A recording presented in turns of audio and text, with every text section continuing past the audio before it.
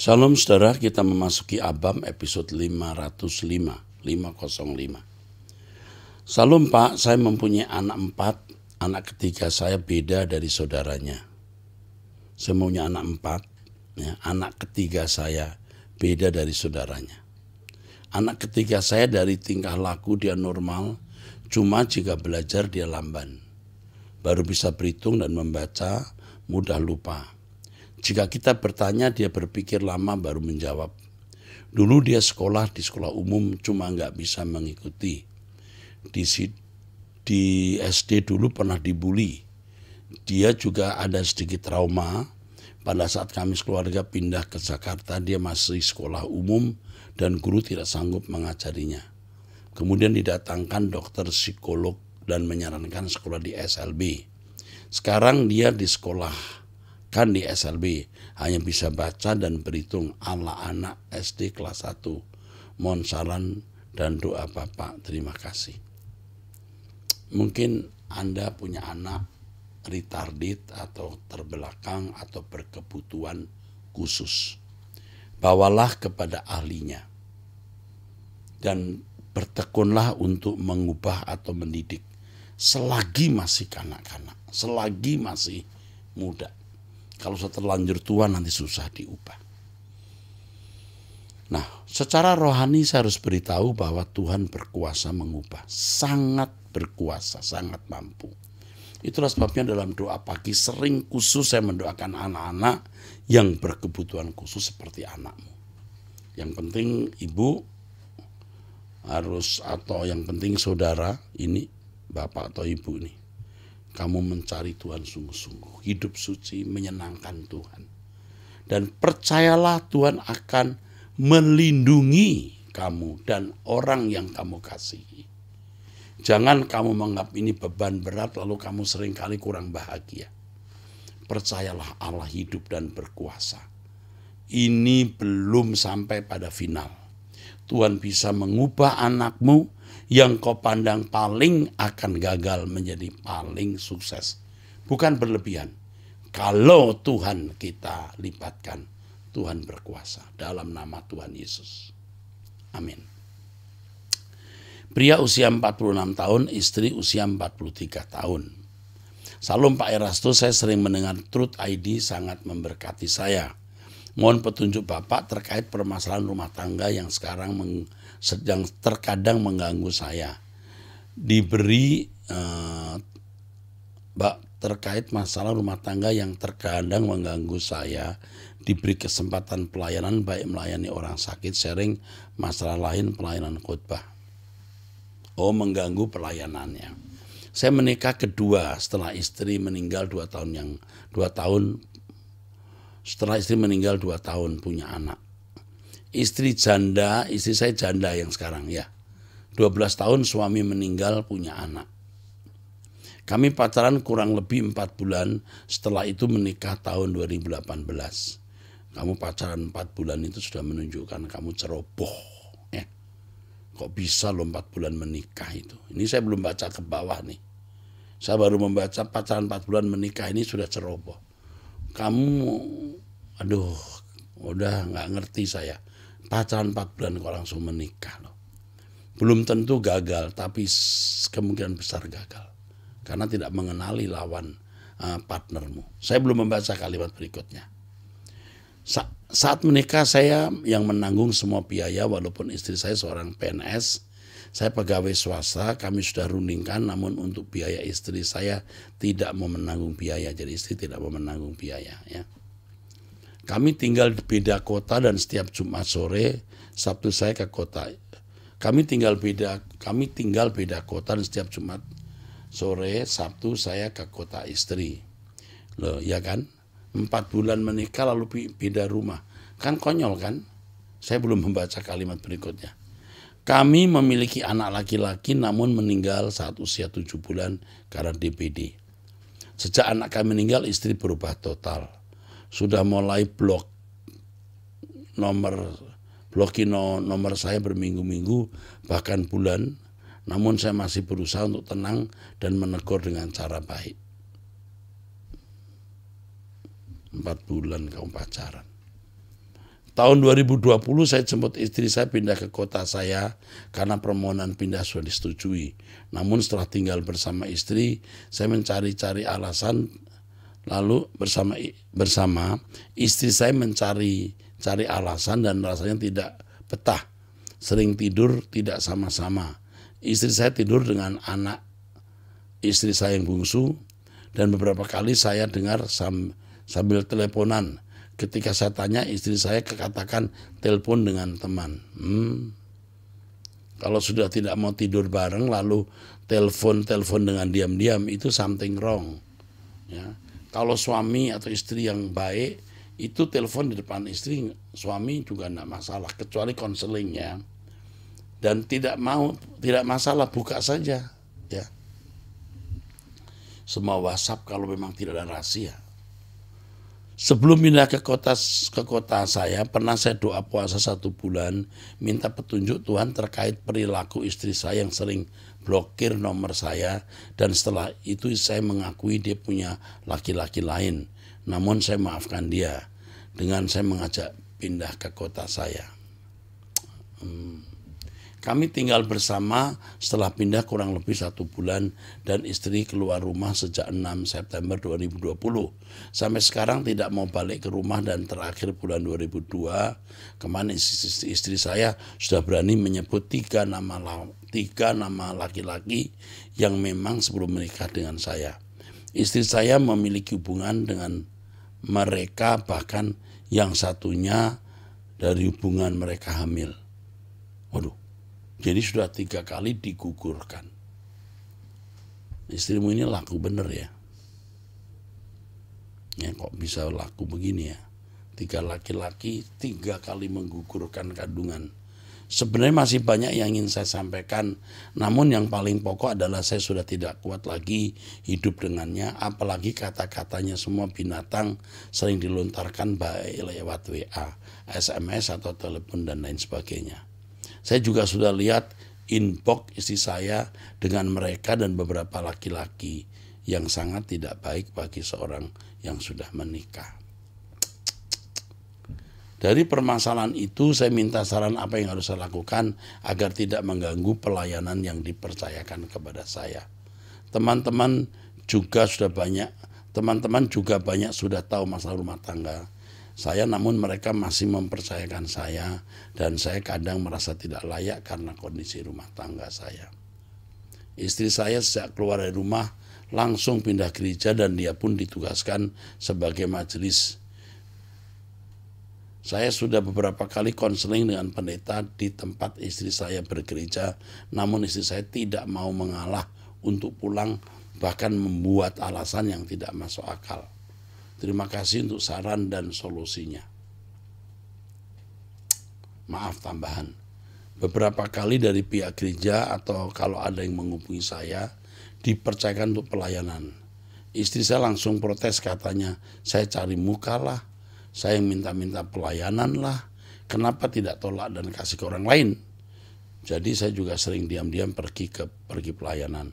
Dan sampai saat ini pun kami tidak tinggal serumah dan tidak kontak lagi sudah hampir 3 bulan. Kamu itu sebenarnya sudah cerai ya. Secara de jure mungkin tidak, tapi secara de facto kamu sudah cerai. Dari teropongan saya, kamu salah melangkah. Kamu sudah melakukan hal yang benar-benar konyol, dan kamu ketemu dengan wanita yang sakit, jiwanya sakit. Waduh, jiwa istrimu itu sakit. Aduh, udah ngeri. Sekarang kau minta petunjuk Tuhan saja. Dan menurut saya kamu lebih baik tidak menikah. Ya.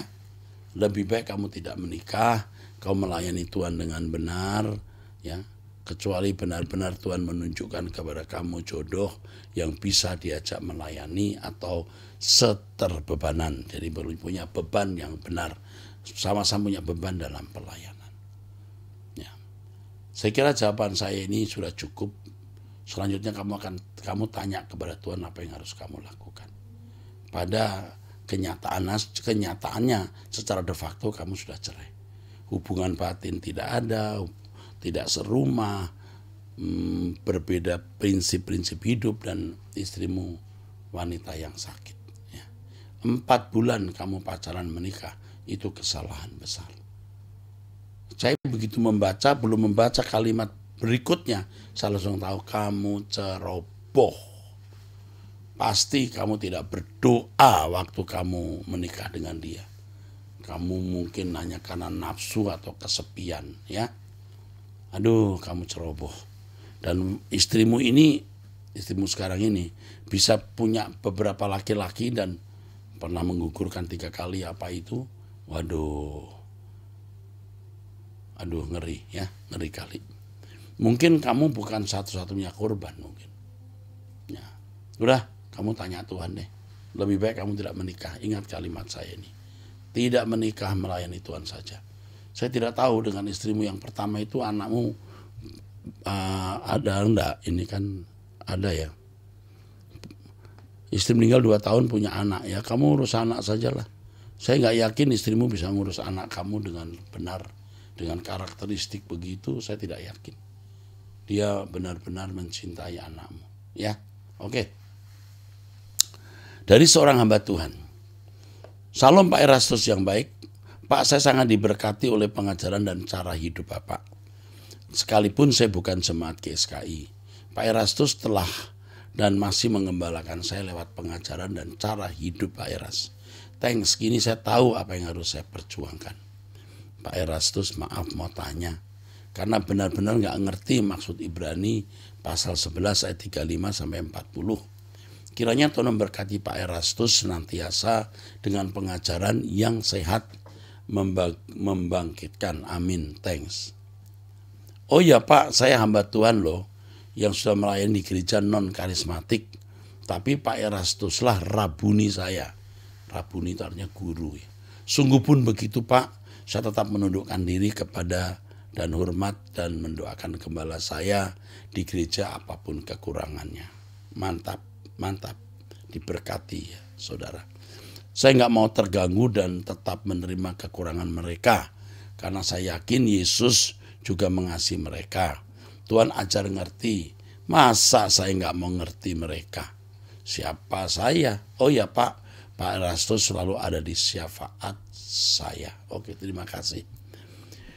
Ibrani 11 ayat 35 sampai 40. Saya baca ya, dilihat ya. Ibrani 11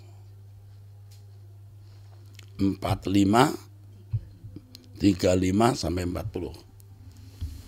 Ibu-ibu telah menerima kembali orang-orangnya yang telah mati sebab dibangkitkan, tetapi orang-orang lain membiarkan dirinya disiksa dan tidak mau menerima pembebasan supaya mereka beroleh kebangkitan yang lebih baik. Ada pula yang diejek dan didera, bahkan yang dibelenggu dan dipenjarakan. Stop dulu di sini. Ibu-ibu telah menerima kembali orang-orang yang telah mati. Ini bicara soal iman, ya. Di perjanjian lama ada ibu-ibu yang anaknya meninggal dibangkitkan seperti peristiwa Elisa misalnya, ya. Tetapi orang-orang lain, ada nabi-nabi lain ya, yang membiarkan dirinya disiksa, tidak mau menerima pembebasan, artinya menerima aniaya menerima aniaya karena pekerjaan sebagai nabi. Ada pula yang diejek dan didera, bahkan dibelenggu dan dipenjarakan. Mereka dilempari, digergaji, dibunuh dengan pedang. Mereka mengembara dengan berpakaian kulit domba dan kulit kambing sambil menderita kekurangan, kesesakan, dan siksaan. Ini menunjukkan penderitaan nabi-nabi, ya. Dunia tidak layak bagi mereka. Mereka mengembara di padang gurun dan di pegunungan, di dalam gua-gua dan celah-celah gunung seperti Elia misalnya. Dan mereka semua tidak memperoleh apa yang dijanjikan itu. Artinya mereka tidak melihat negeri yang dicari oleh Abraham. Kalau Anda membaca ayat sebelumnya, ayat 8, 9, Abraham meninggalkan Ur Kasdim demi menerima negeri itu. Negeri yang dijanjikan Allah. Ternyata negeri itu bukan di bumi. Sebelum Abraham meninggal, dari jauh dia melambai-lambai. Ya. Dan mereka semua tidak memperoleh apa yang dijanjikan itu, sekalipun iman mereka telah memberikan kepada mereka suatu kesaksian yang baik. ketaatan, kepatuhan mereka kepada Tuhan Yahweh luar biasa. Tapi mereka tidak menerima apa yang dijanjikan itu. Sebab, nah penting, Allah telah menyediakan sesuatu yang lebih baik bagi kita. Tanpa kita mereka tidak dapat kepada kesempurnaan. Mereka tidak memiliki, tidak memperoleh apa yang dijanjikan. Karena Allah menyediakan sesuatu yang lebih baik bagi kita. Bagi kita orang percaya yang hidup di zaman perjanjian baru menerima, bisa mencapai kesempurnaan karakter, bisa mencapai kekudusan seperti yang Allah kehendaki. Dan kitalah orang yang melihat, mengerti keselamatan dan mengenai kerajaan Tuhan. Tanpa kita mereka tidak sempurna, betul. Kerajaan surga atau negeri yang dijanjikan Allah sudah ada.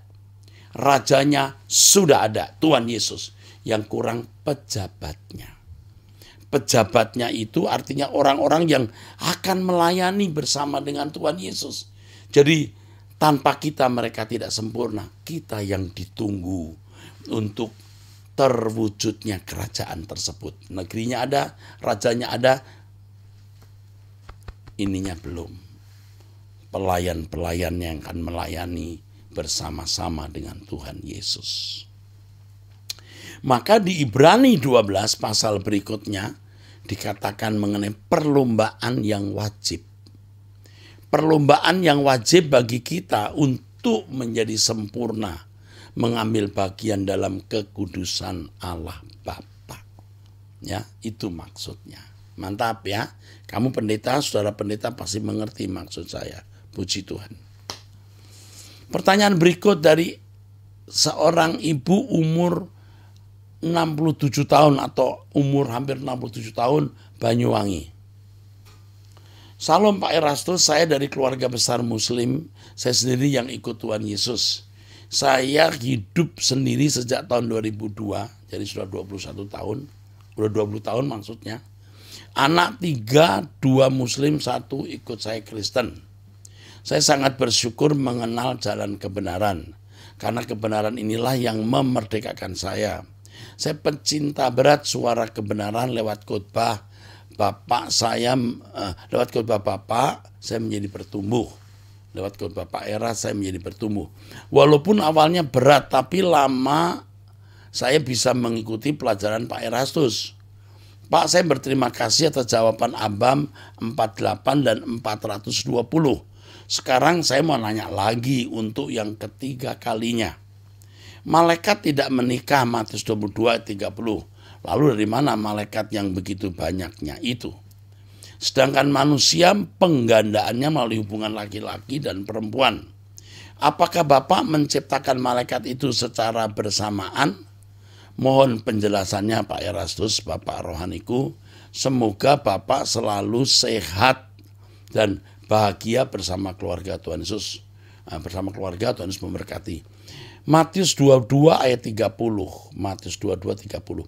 Seingat saya sudah menjelaskan ini ketika saya berbicara mengenai apakah ada perkawinan di surga. Jadi kalau kita membaca ini konteksnya, pertanyaan orang Saduki tentang kebangkitan, ini penting konteksnya ya. Ketika orang Saduki bertanya, ada seorang wanita punya 7 saudara, ya. Lalu satu persatu lakinya itu meninggal, 7 saudara itu. Nanti di surga,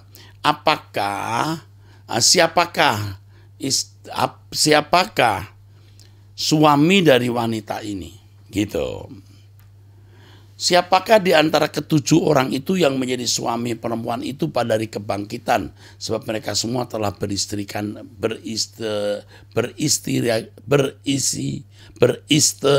dia. Yesus menjawab mereka, kamu sesat, sebab kamu tidak mengerti kitab suci maupun kuasa Allah. Karena pada waktu kebangkitan orang tidak kawin dan tidak dikawinkan, melainkan hidup seperti malaikat. Tidak kawin dan tidak dikawinkan secara levirat. Jadi kalau seorang wanita menikah, suaminya belum memberi keturunan, sudah meninggal, saudaranya harus menggantikan. Ini namanya perkawinan levirat. Di surga tidak ada perkawinan jenis itu. Jenis itu. Karena tidak ada kematian. Nah, ini masalahnya yang harus diketahui. Jadi, karena pada waktu kebangkitan orang tidak kawin dikawinkan, maksudnya tidak ada model perkawinan levirat itu. Tetapi tentang kebangkitan orang-orang mati, tidakkah kamu baca yang difirmankan Allah? Aku Allah Abraham, Ishak, Yakub, bukanlah Allah orang mati, melainkan Allah orang hidup. Ini ayat justru menunjukkan bahwa nanti kita akan berdaging, berjenis kelamin juga. Justru itu yang Tuhan Yesus mau katakan. Dan kalaupun ada perkawinan, kita tidak mempersoalkan itu dengan kuat. Perkawinannya pasti idealnya seperti yang dikatakan dalam kitab Kejadian sebelum manusia jatuh dalam dosa. Orang menikah itu Tuhan yang mempertemukan, bukan manusia yang memilih. Hari ini orang menikah juga dia pilih sendiri. Alkitab mengatakan yang dipersatukan Allah tidak boleh diceraikan. Itu Allah yang mempersatukan. Sekarang manusia pilih suka-suka sendiri lalu mengklaim Allah yang mempersatukan. Itu tidak benar. Jadi kalau dikatakan tidak kawin mengawinkan itu artinya tidak ada perkawinan model levirat. Adapun bagaimana penggandaan malaikat, tentu Alkitab tidak pernah menjelaskan, kita juga tidak perlu harus menjawab dengan jelas. Tahu tidak menambah iman, tidak tahu tidak mengurangi iman. Oke, saya kira itu saja jawaban saya ya. Oke.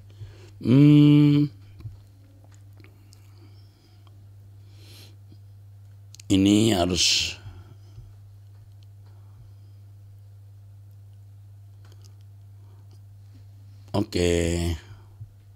saya teruskan ya. Dari wanita usia 14 tahun, dari gadis ini. Pak, nih, dari kecil saya sudah mengalami pelecehan seksual selama 3 kali dari salah satu anggota keluarga saya. Kejadian itu akhirnya membuat saya kecanduan porno dan terikat sama pelakunya. Akhir-akhir ini saya sudah sering pergi ke gereja dan melakukan pelayanan di sana.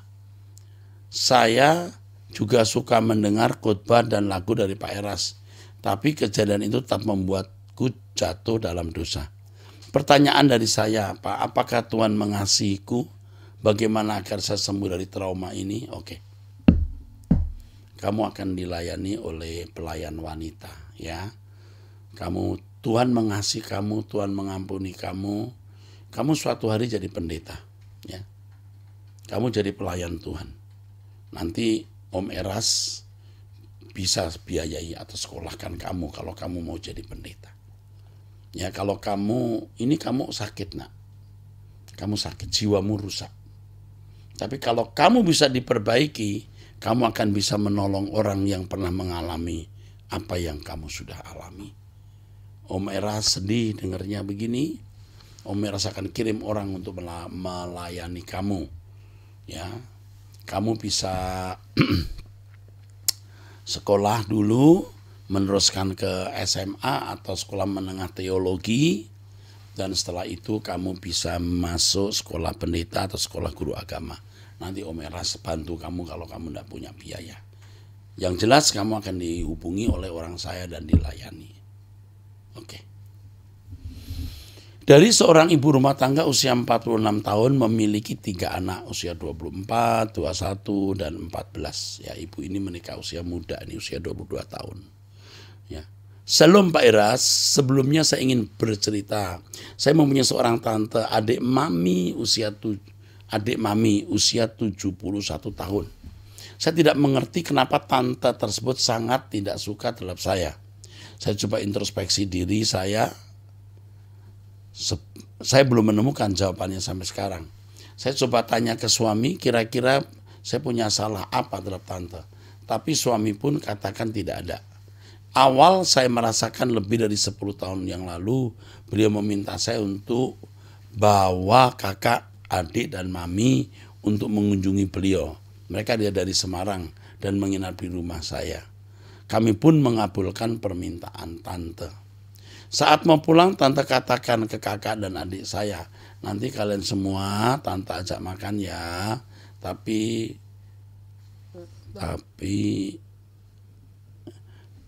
orang ini dan suaminya tidak usah diajak. Saya dan suami saya nggak diajak. Bukan masalah makannya, tapi saya merasa seharusnya bukan begitu. Pernah juga saat anak-anak saya di Semarang, tante ini bilang ke mami saya, semua cucumu aku ajak makan, tapi anaknya ibu ini yang bertanya, nggak usah, karena mami pikir mami yang akan bayar semuanya. Mami ajak juga anak-anak saya. Oh, karena mamanya pikir yang bayar maminya, maka dibawa juga anak-anak si penanya ini. Yang menurut saya agak keterlaluan, tante tegur anak saya, katanya ngapain kamu ikut? Kamu kan nggak diajak. Anak saya hanya terdiam, usia anak saya tertua 13 tahun saat itu. Tante juga suka menjelekkan saya karena beberapa sepupu menanyakan dan memberitahu ke saya via telepon. Sebetulnya banyak peristiwa tapi tidak mungkin saya ceritakan semua. Hal ini membuat saya ups and down. Apaan sih? Kamu tidak perlu tahu kenapa tantemu begitu terhadap kamu. Kamu sudah coba tahu, sudah coba cari tahu, tapi nggak bisa. Ya udah, nggak masalah. Hindari tante itu, jauhi tante itu dan anak-anakmu. Nggak ada guna, ya. Tentu kamu tidak menyimpan dendam dan kebencian, tapi tak guna, paham? Kok kamu ups and down? Kamu kok lemah sekali ya? Kamu apa namanya? Kamu itu rentan, usiamu udah 46 tahun, anakmu sudah 24 tahun, nggak usah ups and down, ya, nggak perlu, nggak masalah. Beberapa waktu saat ketemu tante, kita ngobrol, sering saya berkata pada diri saya sendiri, sebenarnya dia tidak jahat, hanya butuh teman bicara. Tapi baru saja saya berpikir positif tentang beliau, ada saja kejadian baru. Bahkan yang terakhir beliau bermaksud menjemput mami di rumah saya. Beliau sengaja menghentikan mobil di depan gang dan meminta sopir jalan kaki ke rumah dan meminta saya untuk antar mami ke mobilnya karena bensin mau habis. Karena menurut saya tidak masuk akal dan sopir bilang kalau bensin masih banyak maka saya tidak bersedia mengantarnya. Nah, ini kamu salah. Dia memang mau ngerjain kamu, nggak apa-apa. Orang minta jubahmu kasih bajumu, kan gitu. Antar saja. Aduh, kamu kok soal begini saja rentan sih? Kamu kalahkan ini masalah. Kamu harus bisa mengalahkan. Kalau tidak, kamu tidak akan pernah menjadi anak Tuhan yang anak Allah yang baik. Antar. Kamu sekarang sudah ngajak perang, ya. Dia membuat perang urat saraf ya. Perang urat saraf ya. Saki war ya. Kamu ndak usah takut, kamu hadapi dengan kasih dan pengampunan. Sebenarnya beliau sudah sering melakukan hal serupa dan saya selalu lakukan sesuai kemauan beliau. Tapi kali ini saya menolaknya. Tuh, kalah kan kamu. Biasanya menang, kali ini kalah. Berarti kamu masih kalah. Akhirnya beliau ke rumah dan marah-marah depan rumah. Disitulah puncak saya tidak mau bertemu dengan beliau lagi. Sebenarnya sudah sejak lama tidak ingin bertemu untuk menghindari konflik. Tapi mami selalu memaksa. Sebagai anak saya ikuti kemauan mami, tapi malah hubungan kami makin parah. Sebenarnya kalau kamu rela teraniaya, mami juga bisa nyaman walaupun kamu jadi korban. Tapi sekarang ini mami akan susah. Itu kakaknya, kamu anaknya. Ya, umur 71 tahun, dia nggak lama. Sebentar dia sakit, tidak bangun atau meninggal. Kamu kalahkan dong ya. Peperangan ini kamu harus menangkan. Kamu kalahkan kejahatan dengan kebaikan. Oke? Kamu masih punya kesempatan untuk mengulangi apa yang baik. Kamu tertindas, teraniaya, enggak masalah. Enggak ada ruginya kok. Cuman perasaan, jadi kamu belum dewasa. Saya ingat Pak Eras mengatakan tanda orang mengampuni, dia tidak menginginkan kecelakaan orang lain. Terus bergejolak dalam pikiran saya. Saya pikir, saya tidak pernah menginginkan kecelakaan tante saya Artinya saya sudah mengampuni. Dalam kurung pembenaran diri. Ya, kamu pembenaran diri. Tapi saya tahu kalau saya belum mengampuni, bahkan tiap kali ingat, kesal sampai tidak bisa tidur. Wow, kamu kesel ini. Terlintas juga di pikiran saya, jangan manjakan perasaanmu. Itu yang sering saya katakan. Tapi saya tidak tahu bagaimana caranya lepas dari semua itu. Mohon bimbingannya Pak Eras. Kamu itu orang baik. Benar orang baik. Dan yang hebat, kamu dipilih Tuhan untuk menjadi anggota keluarga kerajaan surga. Masalah tante ini berkat kekal untuk melatih kamu memiliki karakter Kristus. Untuk memiliki karakter Kristus. Tapi kamu ternyata belum sukses, belum lulus. Ayo, dengar ucapan saya ya.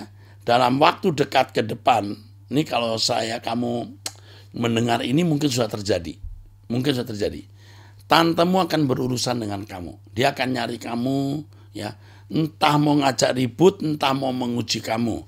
Kamu harus menang, oke? Kamu tunggu nih, tantemu akan cari kamu nih, ya. Oke, saya kira cukup di episode ini. Jangan lupa mensubscribe Truth ID dan menekan gambar lonceng untuk mendapat notifikasinya.